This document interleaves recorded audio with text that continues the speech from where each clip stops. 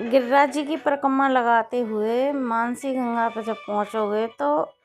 अपने लिए एक जोड़ी कपड़े एक्स्ट्रा ले जाना, लेकिन मानसी गंगा में स्नान अंचमन और अपना करना ज़रूर, क्योंकि मानसी गंगा को भगवान श्री कृष्ण ने खुद ही खोदा था। और मानसी गंगा में स्नान करने से, अंचमन करने से शरीर के सारे रोग कष्ट, कोई कितना भी बड़ा पापी हो, कितना भी बड़ा पाप, कितने भी पाप किए हों, मानसी गंगा में स्नान करने मात्र से सारे कष्ट, सारे पाप मिट जाते हैं। गिरिराज महाराज सारे पाप, गिरिराज महाराज का मतलब समझते हैं श्री कृष्ण जी, सारे पाप नष्ट कर देते हैं, क्योंकि वो